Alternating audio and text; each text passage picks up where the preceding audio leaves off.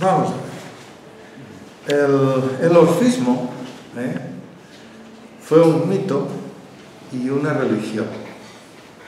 Pero la pregunta, digámoslo así, es si esta creencia religiosa se podría decir que surge de un solo personaje o surge a través de otras cuestiones.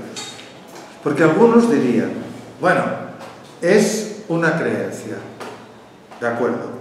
Otros dirían, es una doctrina. Y otros dirían, es una idea. Y algunos dirían, no, ¿por qué una religión? Pero bueno, sea lo que fuere, tenemos que tener en cuenta que se remonta al siglo VII u VIII antes de Cristo. Entonces, voy a recordar también a otro personaje importante de la historia, como fue Abraham. Abraham es del siglo XIX antes de Cristo.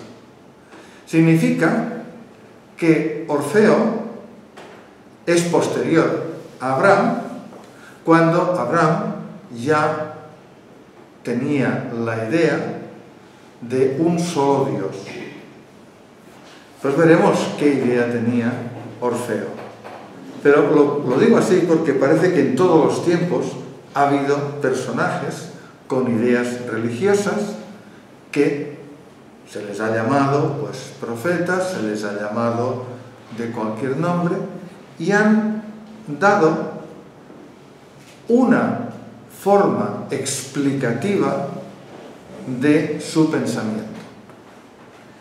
Entonces, claro, cada día la investigación es más profunda y, digámoslo así, que se van descubriendo más certezas en contrapartida de la leyenda. La leyenda es muy bonita, pero como veréis, también es muy ampliada en todos los conceptos. Entonces, para esta circunstancia de Orfeo, la leyenda sí contribuyó para, digamos, alcanzar de los momentos históricos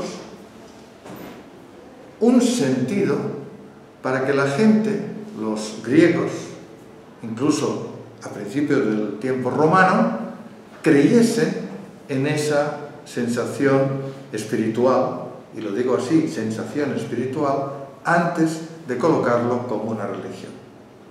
Pero yo propongo una pregunta. ¿Fue suficiente ese pensamiento de este personaje Orfeo para generar esa religión? Veremos qué pasa. Si yo cojo el mito que partió de Orfeo, resulta que es un poeta, un cantor, que su actuación fue solitaria. Así como tenemos otros profetas que se han rodeado de discípulos, por decirlo así, pues Orfeo no. Entonces formó una doctrina o una idea que acabó siendo una religión, una realidad. En su realidad o leyenda, evidentemente solo tuvo su música y sus cantos. Ahora bien, Orfeo expresó su creencia desde los primeros años en Tracia, que Tracia es un lugar de Grecia, que es su tierra natal.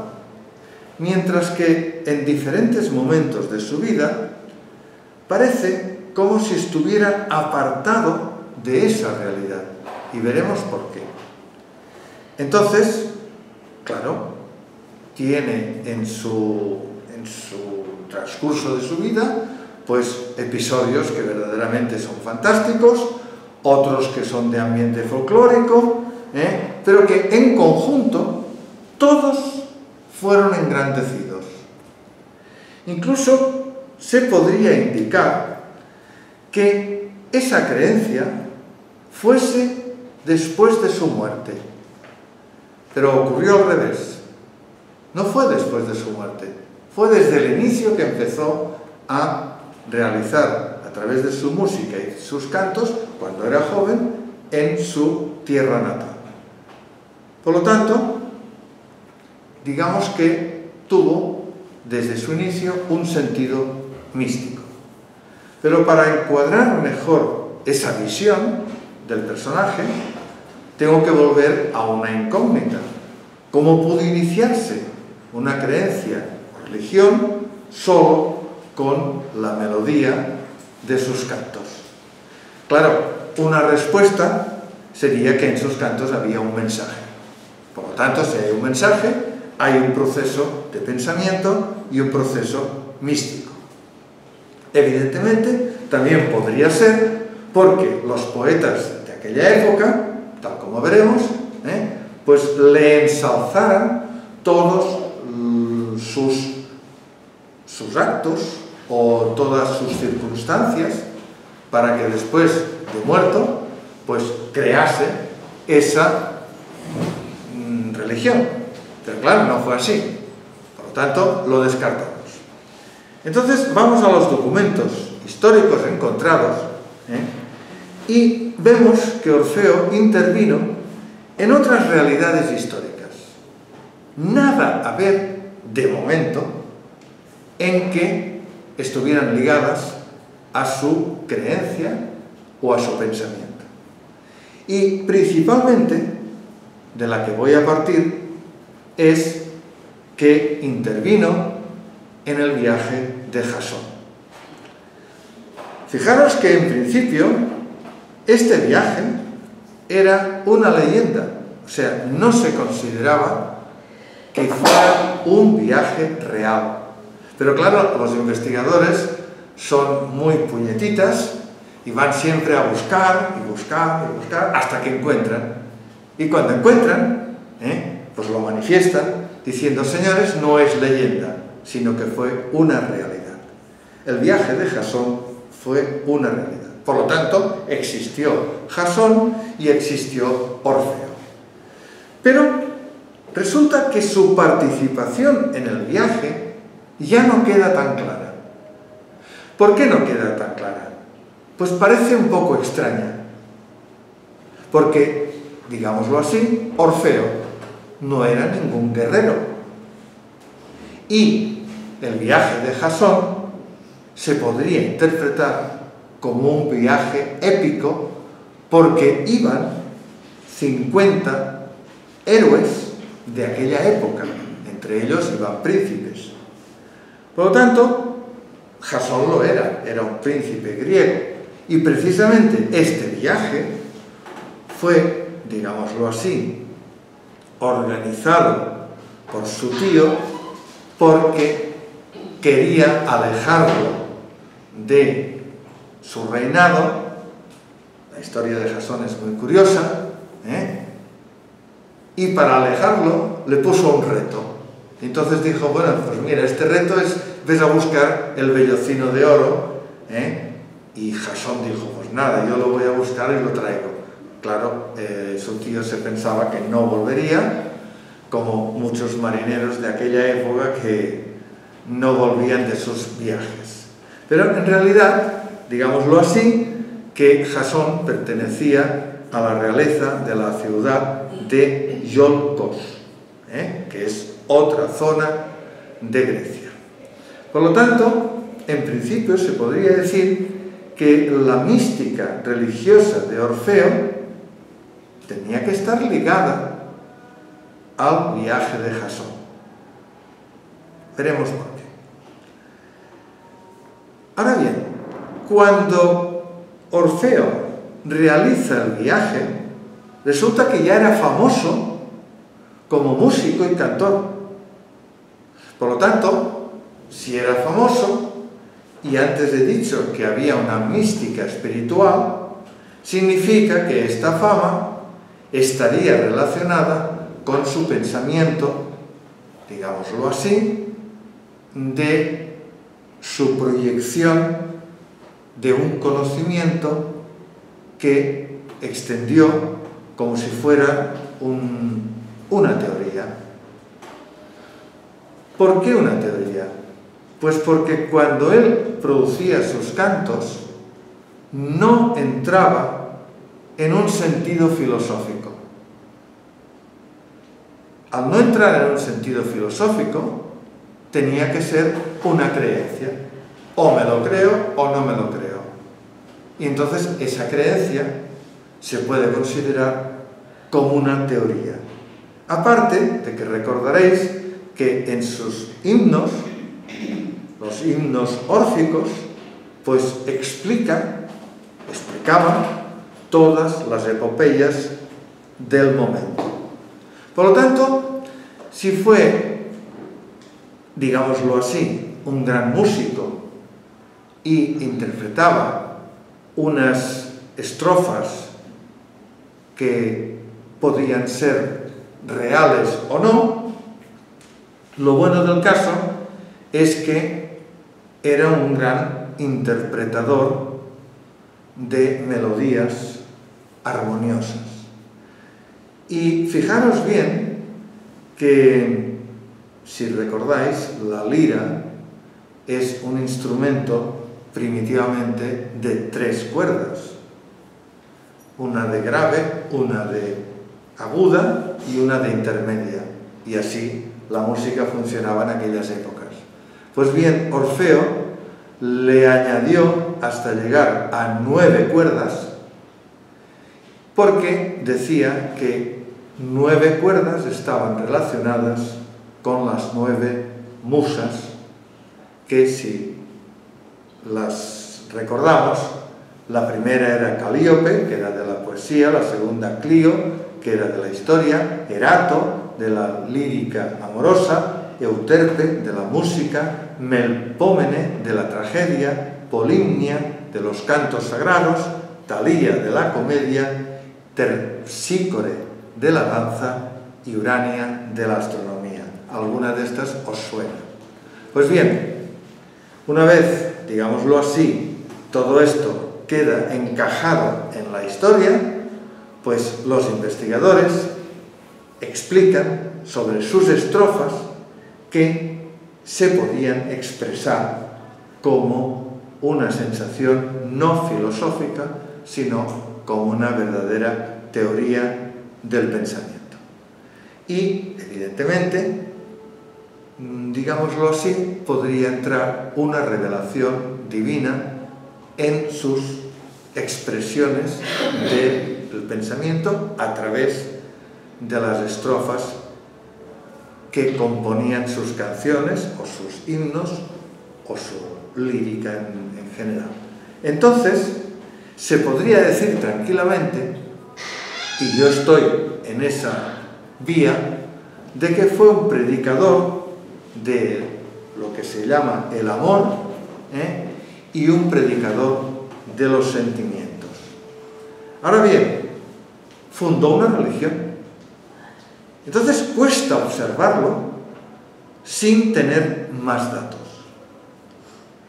Aparte de esto, se le ensalzó como un semidios.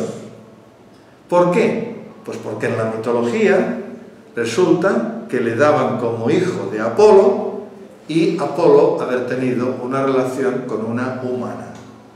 Si os fijáis, en la mitología siempre hay un enlace de los dioses con los humanos. Esto, cuando ahora lo coloque en 2 pautas que tuvo Orfeo para expresar su pensamiento, lo veréis. Entonces, claro, puedo reconocer también que el pueblo griego necesitase esta figura de Orfeo como un pensador espiritual. ¿Por qué no? Porque, claro, aunque en aquellos años se hablase de mitología y hoy se hacían ofrendas y todas estas historias, la gente no deja de tener su pensamiento y, evidentemente, algunos dirían, hombre, eso de las mitologías como que no me lo creo a fondo. Muy bien. Entonces, digamos que estos 2 pilares que tuvo Orfeo para poder canalizar todo su pensamiento, uno es la formación del mundo. Aquí habría un paralelismo con lo expuesto por el poeta Hesíodo, puesto que Orfeo mantuvo en sus cánticos el linaje divino de los dioses, precisamente con su relación con los humanos, una relación igual que los humanos desarrollaban a través de sus celos, de sus envidias, de sus amoríos, de todo lo que en un momento dado era la época griega. Entonces los dioses tenían que hacer lo mismo.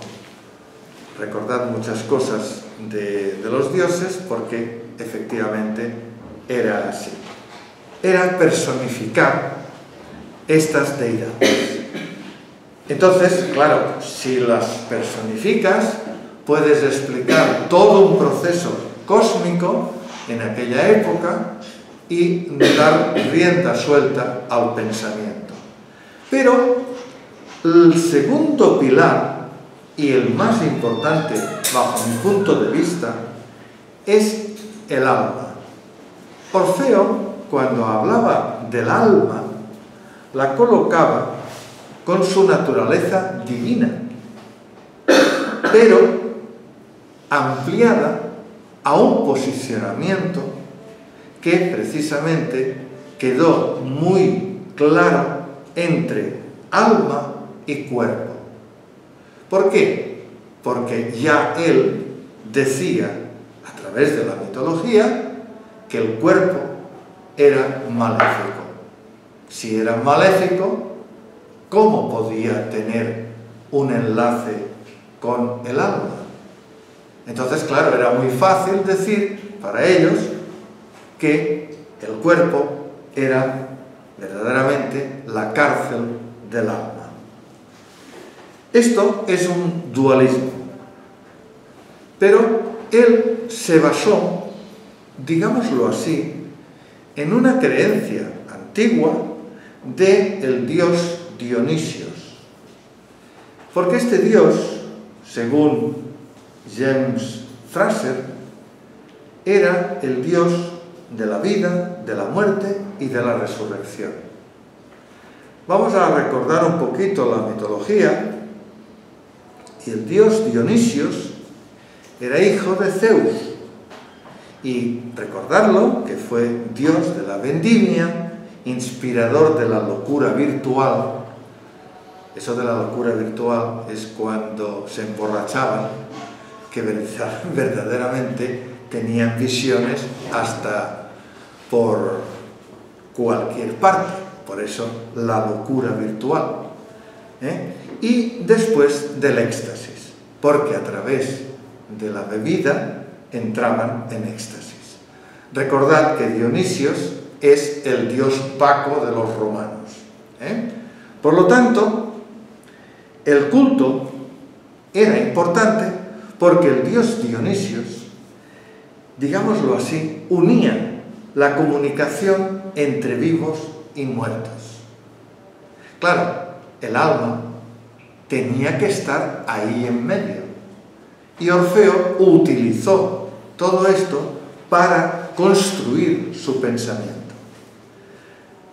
Fijaros que el mito de Dionisios, para comprender por qué los seres humanos, digámoslo así, somos tan malvados, pues dice que los titanes lo descuartizaron y se lo comieron, menos el corazón. El corazón fue cogido por los dioses y vuelto a renacer. Caray, esto me suena mucho al mito de la reencarnación o renacimiento o el vencer a la muerte. Fijaros también que por esta afrenta o ese desafío al gran dios Zeus, los titanes fueron muertos por un rayo de Zeus. Significa esto que de las cenizas de los titanes nació la raza humana. ¿Comprendéis ahora por qué Orfeo puntualizaba en que el alma era divina y el cuerpo humano era maléfico? Muy bien, pues entonces, otra de las cosas que predicaba Orfeo era el despertar y eliminar precisamente toda esa forma en que encarcelaba al alma a través del amor profundo. Un buen sentido, un magnífico sentido.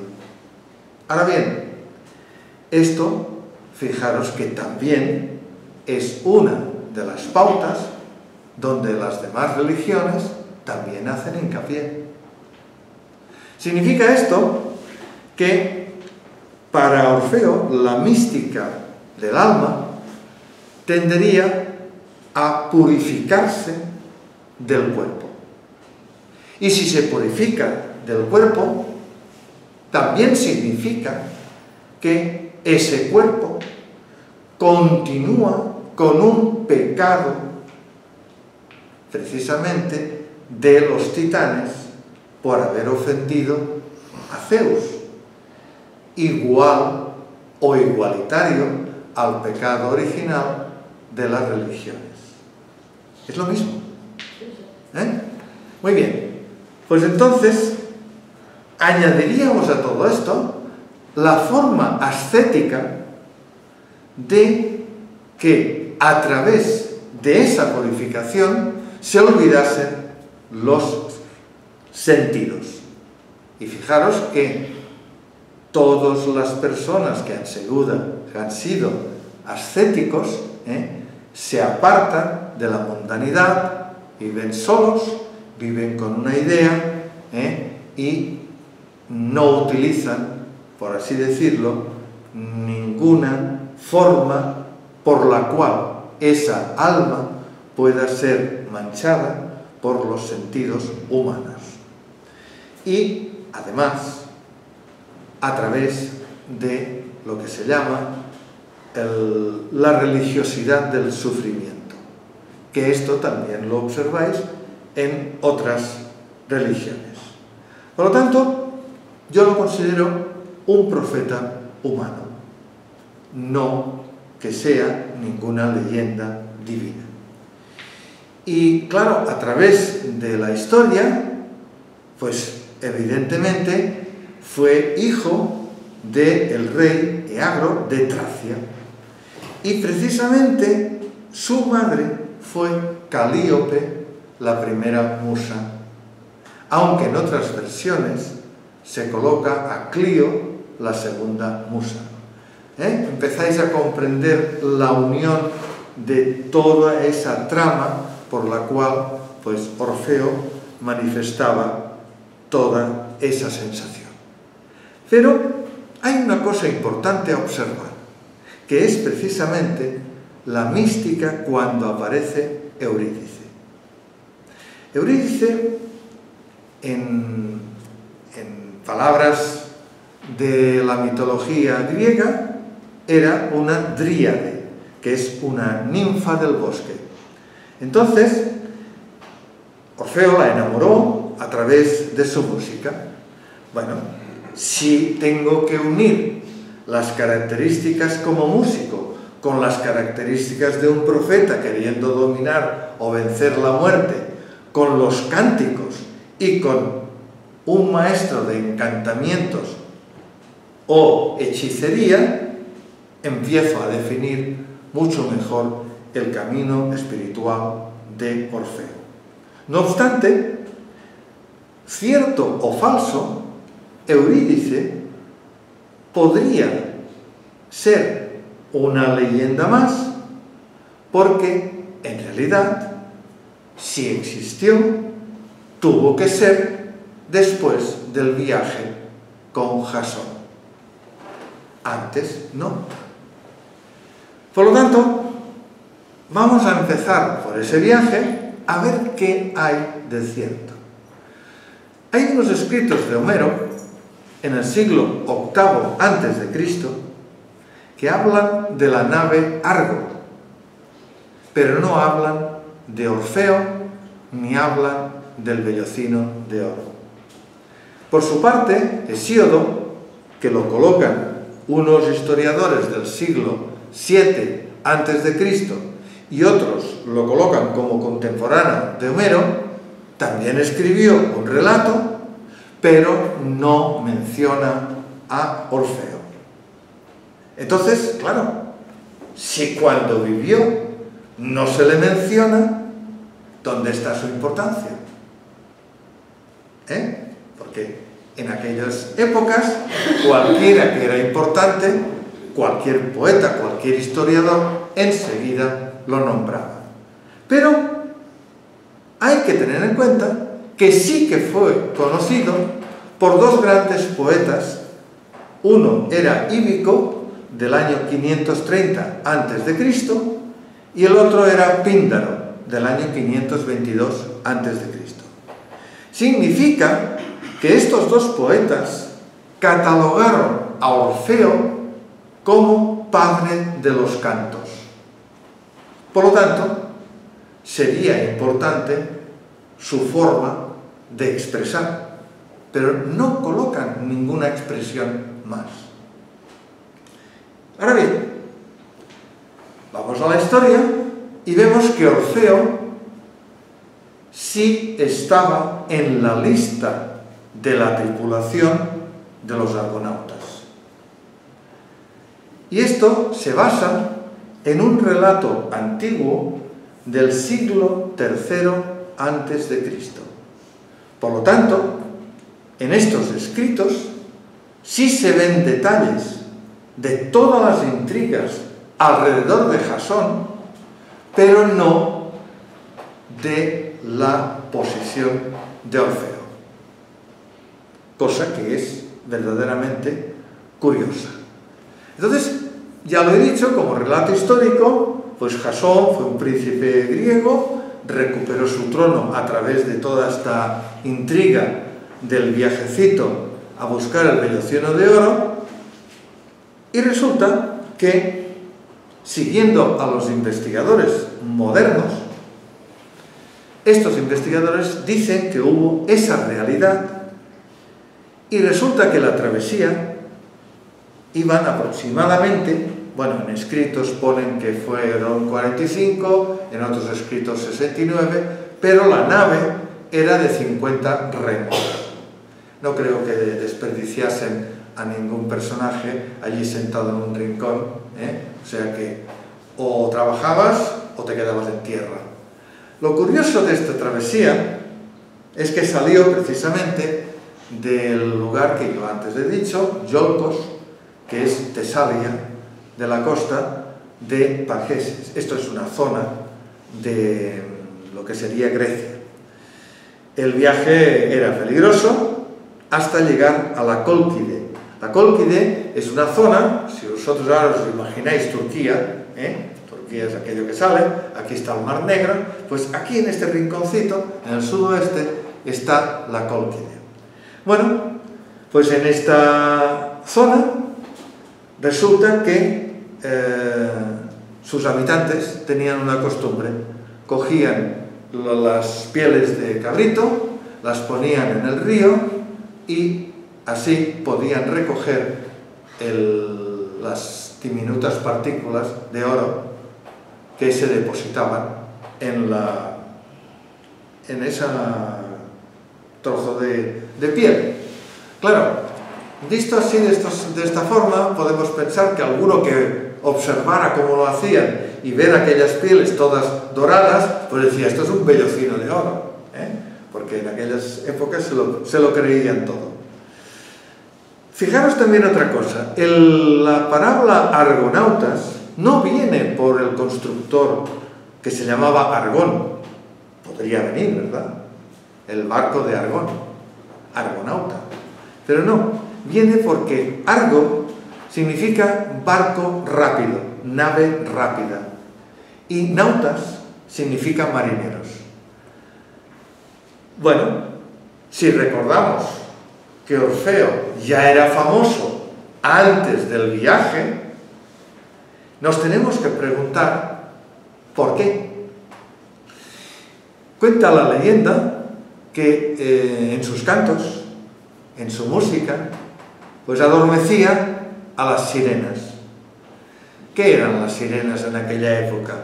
Las sirenas eran, digámoslo así, unos sonidos que unas bellas mujeres entonaban y los marineros, cuando pasaban por allí cerca, pues decían: oye, aquí hay mujeres, vamos para allí a verlas. Y claro, se estrellaban contra las rocas de la costa.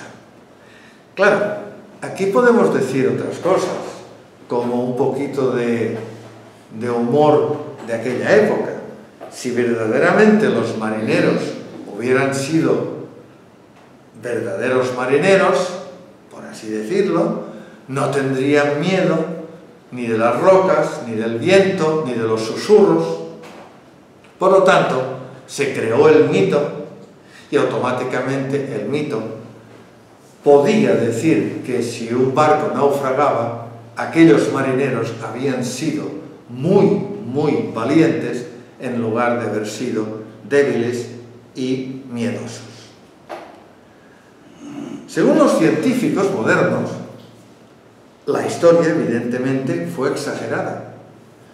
Pero, como estos investigadores encontraron la isla de Tiflis, que es la isla de Ares, en un lugar que se llama Esbanetia, nombrada la Cólquide, y en el bosque estaba este río donde se recogía el oro.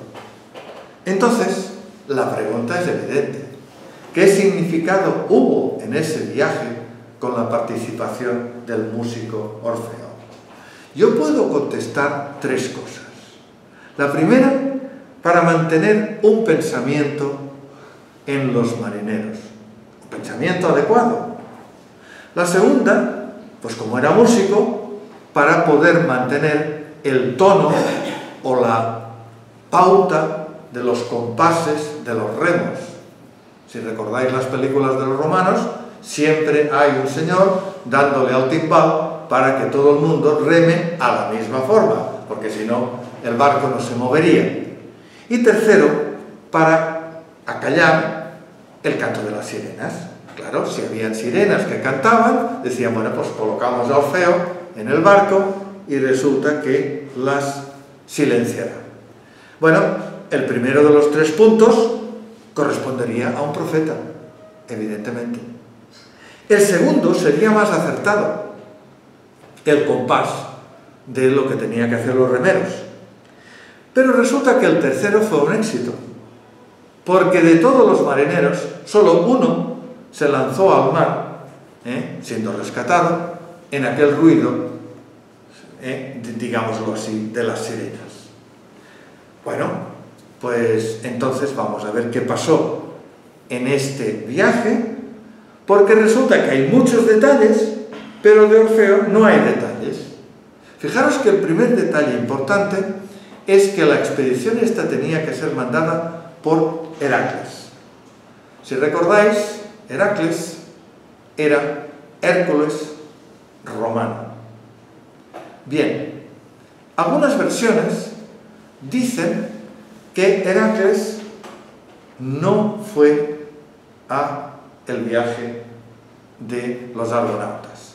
Otras versiones no colocan a Heracles como Hércules, sino que lo colocan como un epíteto de un hombre muy fuerte y que cedió el mandato del viaje a Jasón.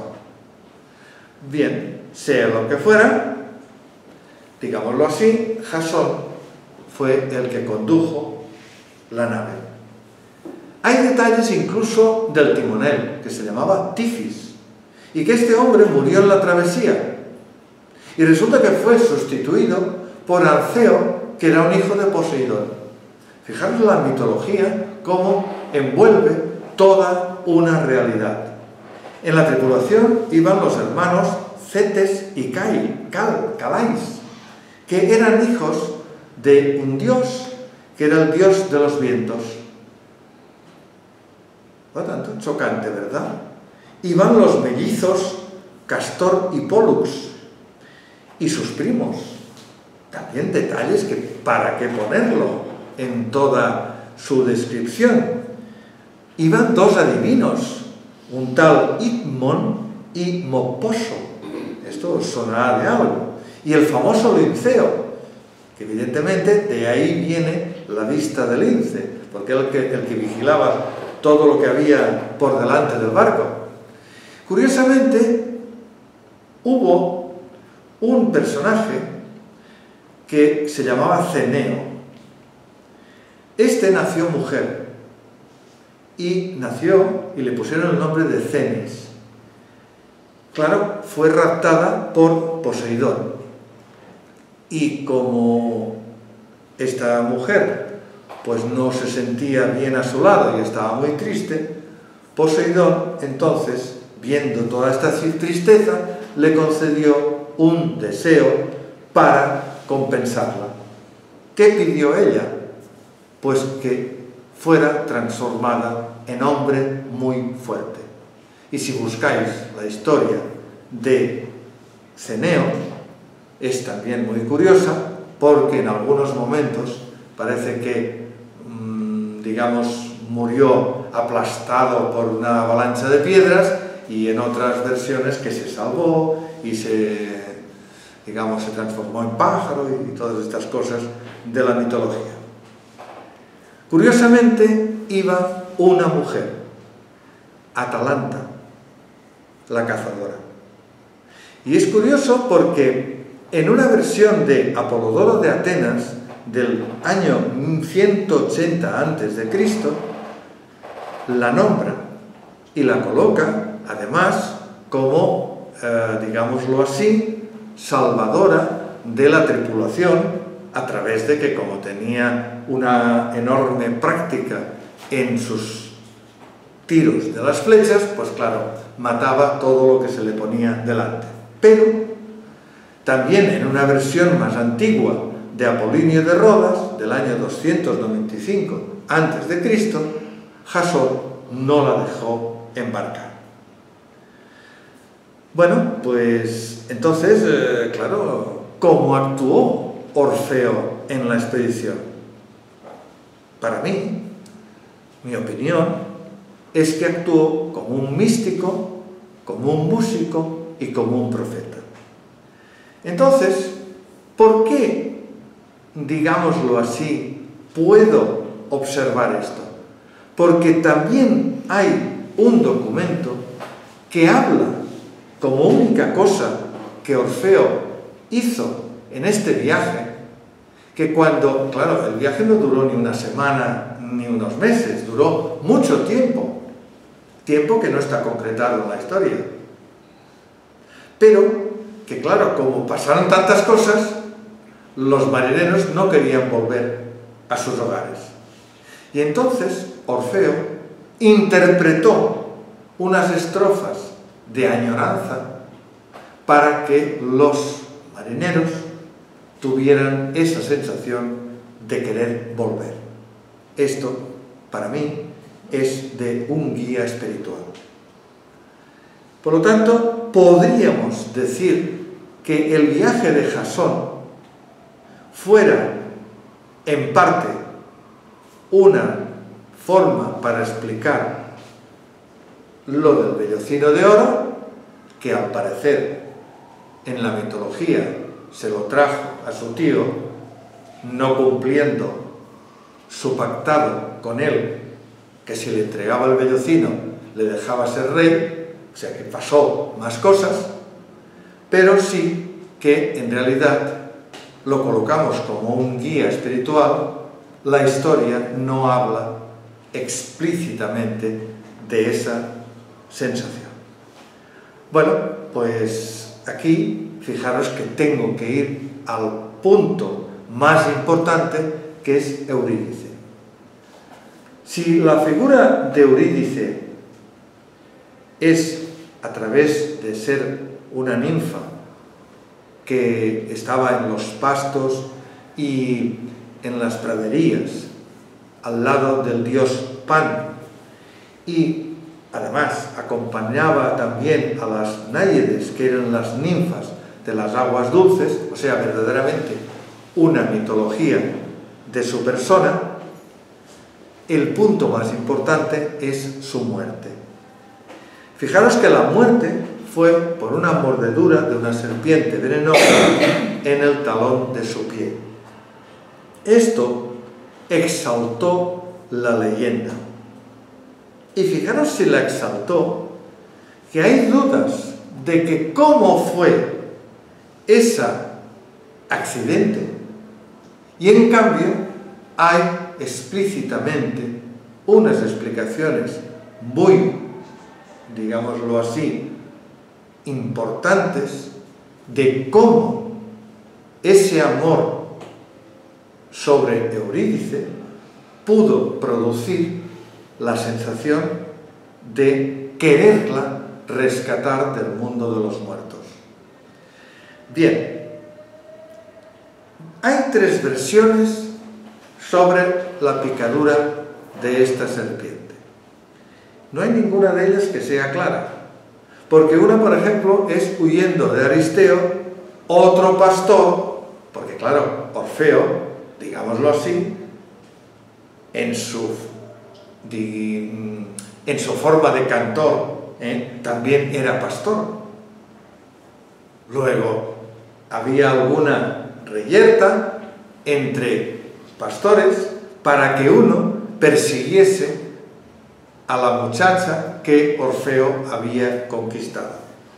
Esto sería una. La segunda dice que paseando con Orfeo. Claro, si estaban tan enamorados, la verdad es que no verían dónde pisaban y, pues, cuando una serpiente se la pisa, la serpiente no se queda quieta. Y después, la más curiosa, el día del matrimonio con Orfeo. No me voy a colocar en cuál fue su realidad, pero sí en el sentido del amor y del sufrimiento, o sea, del dolor por esa pérdida. Porque, digamos que el mito demostraría la comprensión con la muerte y la comprensión en un juicio final. Vamos a ver. Vamos primero a ver la comprensión con la muerte. Resulta que Orfeo quiso recuperar a su amada. Por lo tanto, muy apenado, empezó a interpretar melodías con su lira para pedir a Hades y a Perséfone si podía rescatarla del mundo tenebroso. La leyenda explica que él mismo bajó al inframundo. Recordad que muchos profetas también han bajado al inframundo, o sea, han entrado y salido de esas tinieblas. No es que hayan vencido a la muerte, sino que entraron y salieron. Ahora, según Ovidio, en uno de sus poemas, Ovidio, un poema de Ovidio, manifestó: mientras cantaba con la música de la lira, las almas rompieron a llorar. Tántalo, que es un personaje mitológico, no se esforzó en alcanzar las aguas, o sea, su comida, porque tenía un castigo. La rueda de Ixion se detuvo. Los buitres dejaron de picar el hígado de Titis. Las hijas de Danao dejaron de llenar sus vasijas. Y Sísifo, que era otro personaje mitológico, descansó en una roca. Fijaros que en este poema de Ovidio se puede observar el poder de la música. Y sería muy importante, porque fijaros que se detuvo todas unas circunstancias